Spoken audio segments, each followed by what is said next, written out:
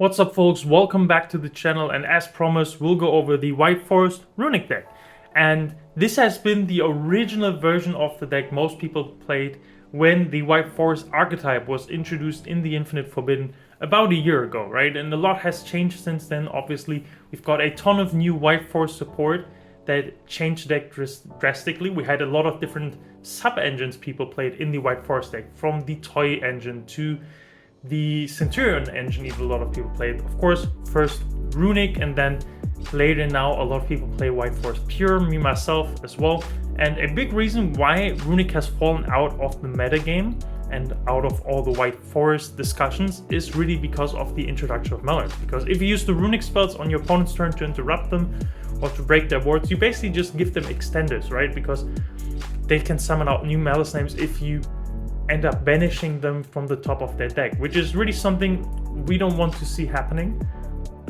That's why Runick has not been a great variant of the deck lately, but since Maliss has been slowly fading out of the metagame due to the new Justice Hunters decks, and a lot of people want to play those decks obviously, but they're also quite strong, right? There's a big chance that Runick could make a return as a strong engine in different decks, White Forest being the obvious one. We're getting the new MST archetype, which has some great synergy with Runick, so we'll see about that.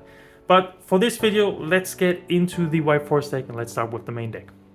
As with any Runick deck or Runick variant, we want to play 40 cards or as close as possible to 40 cards, because we want to see a lot of Runick spells. They're of course somewhat starters because they get us into a fountain, and then we can facilitate a lot of draws and play from there, or just have a lot of good interruptions. They're extenders because we can use Hugin and Gary to synchro climb, also for link plays, and then they're just by themselves really good interruptions and also board breakers, right? You can use your Runick Destruction, you can use your Runick Flashing Fire and Freezing Curses just to take apart boards, and that's really important, right? And Tip, of course, gets you to any of those, but most importantly, it gets you to fountain. So that's why we ended up playing 40 cards clean. Let's just start with the White Forest engine. We'll talk about it along the way. So we're starting off with triple LZ of the White Forest. One of our best starters, but I think an even better starter in this variant is the Sylvie of the White Forest, because any Runick spell can get us to a level 2 monster that we can then use with the Sylvie in order to synchro climb, right? LZ, if she gets interrupted alone as a normal summon, doesn't do anything for her. You can end on SP, and that's really it, right? And Sylvie is way better for that reason. And similarly true is for Rushia. Rushia is a good starter in this deck. You can of course get a draw that is risky into draw, of course, but that we see less because Mitsurugi Raizil has been falling out of the metagame. But she also is just a level 4 body as a tuner, and that plus Hugin, that means that plus any Runick spell allows you to synchro climb, right? So that's very good for that. We're then of course playing the Alzed Azamina of the White Forest, and that is the first diversion from the original lists of the Runick White Forest deck I played and a lot of other people played, right? Because this allows us to bridge into our Sympho spells and Azamina cards. We're then playing 1 Tails and 1 Woes, and as in the past, these have great synergy with Hugin, just of course as well with the White Forest cards, but if you discard them with Hugin to search your fountain, you can just set them back and play with them later on, right? So very good for that. Then for the Sympho spells cards, we're playing 1 Diabelsa the Black Witch, Triple Wanted, 1 Deception, 1 Hallowed Azamina, and 1 Sympho Spells of Slumber Morian. And you can see this is our full White Forest package, and there's a lot of cards missing that we would play in the pure variant. The first one being Astella of the White Forest. Astella in this variant is the worst possible starter.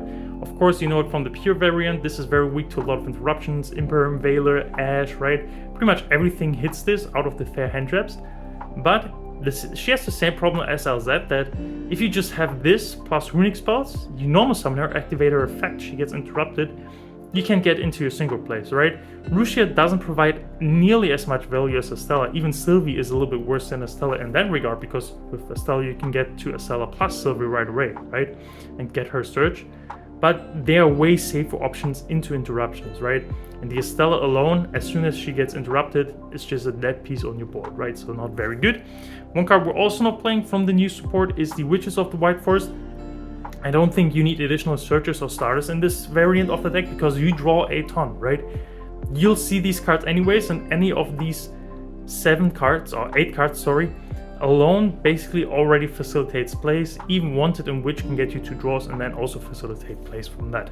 We're also not playing the Diabell package, which is very powerful, but it has a big risk in the Runick variant, and that is that for the Vengeance effect, you have to pay life points, right?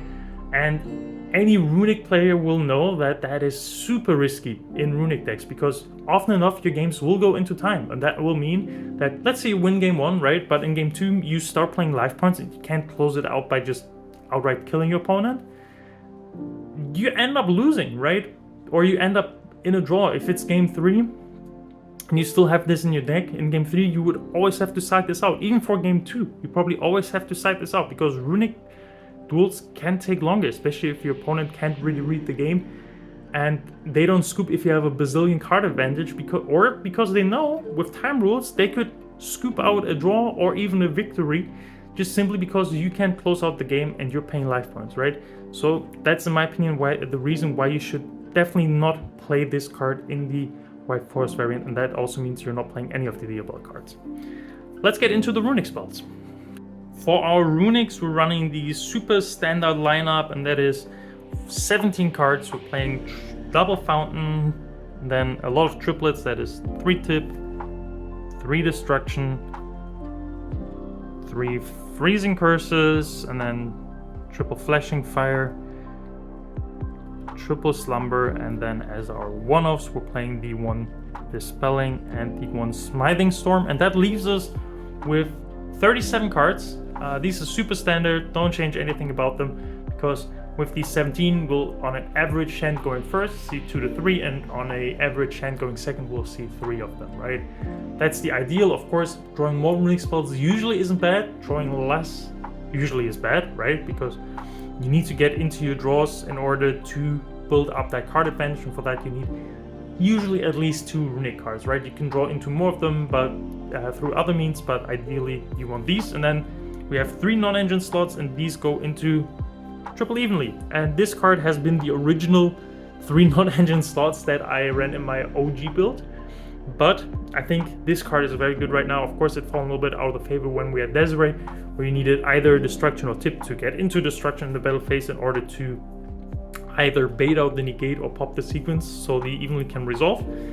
But since then, evenly has fallen a bit out of the favor as a breaker, but right now it's very good again, right?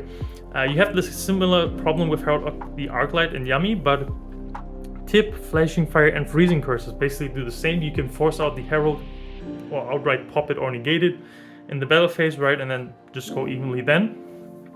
If they build a second one, having 2 of those spells, even better, right? And then against the other decks, as soon as they overextend, this is amazing, right? That's really why this card is so good. And if you go first, it doesn't really matter too much, right? Because you can discard it for basically any effect. Hugin, the White Forest cards, right? So that's very good. And yeah, that leaves us with our 40 cards. Now let's get into the extra deck.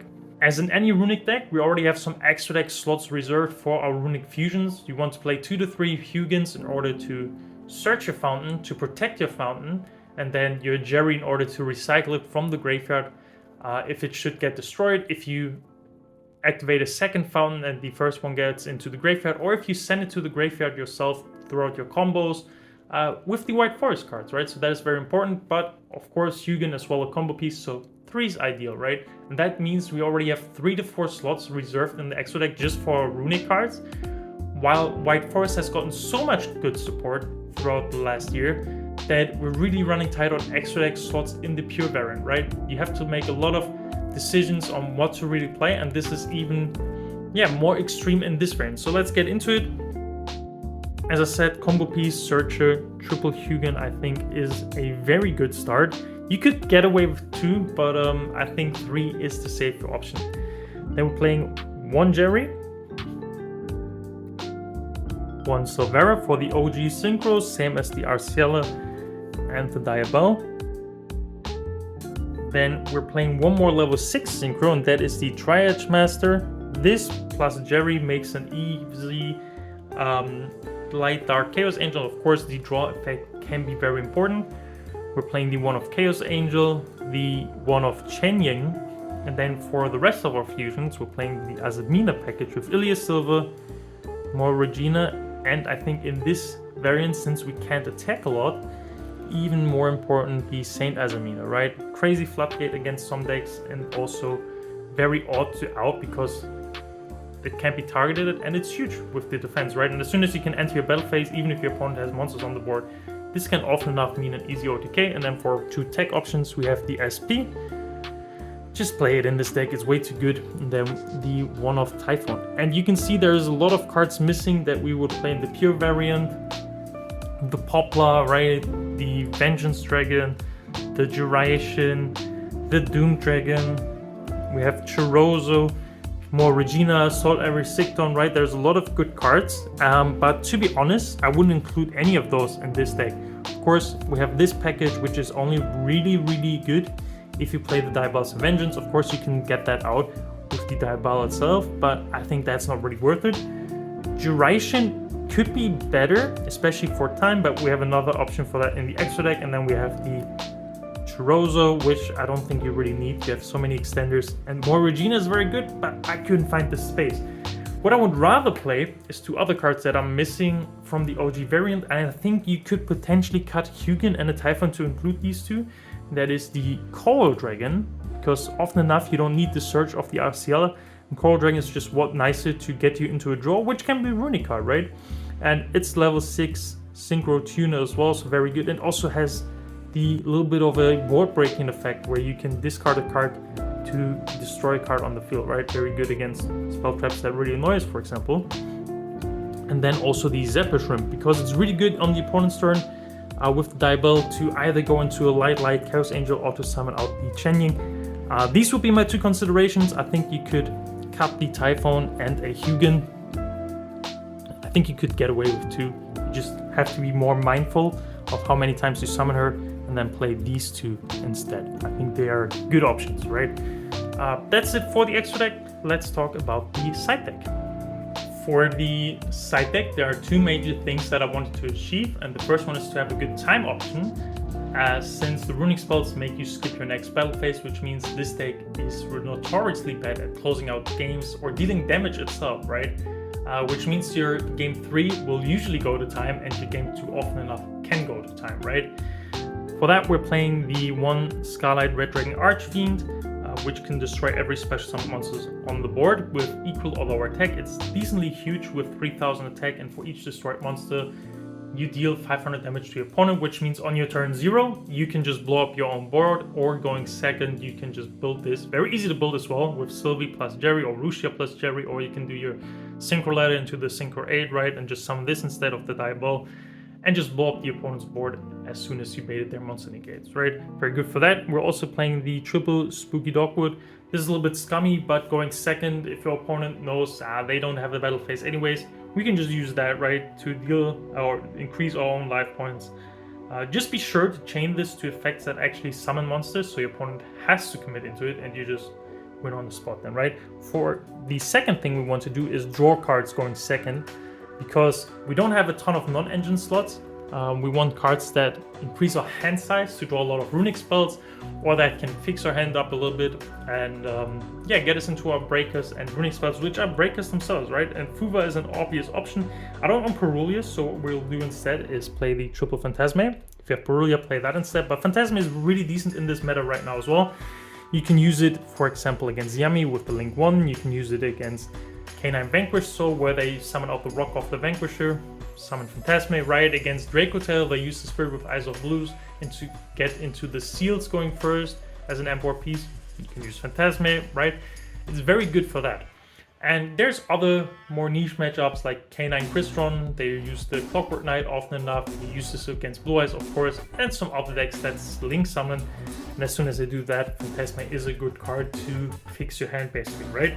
But since we're playing draw cards, we also want one high impact entrap for that, and that is the double Nibiru. I think 2 is easily enough. You don't want to break on that. And for going first, we'll play 1 Caught By, 1 Talents, and 1 Skill Drain. Skill Drain really doesn't matter to us. We can just out this ourselves very easily, since you can just send it for your White Forest monsters for cost. LZ, of course, from hand, but Jush here from board works just as well. Under Skill Drain, you're allowed to activate effects. They're just negated. Arciala works just as well, so you can just send it yourself. Even the negated Jush here can still activate our effect. And of course, we side these 3 in to side out our triple evenly. If you don't want to play Spooky Dogwood because you think it's scummy, or you don't really need it as a time option because you close out games fast enough, there's other good options. One thing, of course, is Draw. This, of course, conflicts with our own cards, but against some matchups like Mitsuraizio, right? This can outright end their turn. Very good for that. Or against White Forest itself, right? There's some decks where Draw really hurts them. And then the other thing you could do is just put an additional board breaker with Droplet, but I opted for the Spooky Dogwood. You might think, what are my siding patterns? And in Runick it's a little bit tough because you want to keep in a lot of Runick spells, but there are 2 that are not really doing much going second. That is the Dispelling and the Smithing Storm. I think you can side these out. You can also side out some simple spots in White Forest cards. The first target is, of course, the Morion. I think you can also get away with siding out 1 Wanted because you draw enough cards anyways, and 1 Jush here and 1 LZ could potentially be targets as well, but I think you should go from this direction, right? Depending on how many cards you want to side in. Most standard matchup, for example, you want to side in 3 Fuva to Nibiru, you side out these 5, let the LZ in, keep the LZ in, right? Things like that. Sometimes you need to side out more drastically, but then you have to really decide on the spot, right? You want to side in, for example, Phantasme and Fuva. So that's something to consider. I said before, you can do some naughty things in the side deck as well.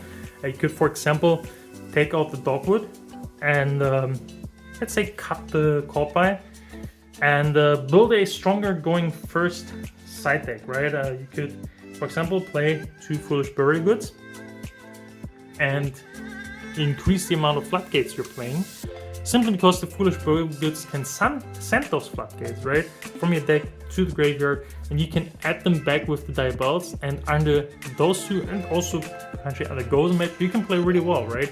You just really need 1 monster, it's fine, or you have the different types, right? So that is fine. Simply because you have your Runick spells to back up your board, and your opponent can't do really much with just 1 Yami monster if they're under Tikaboo, for example, right? And you just win, right? It's not a big struggle.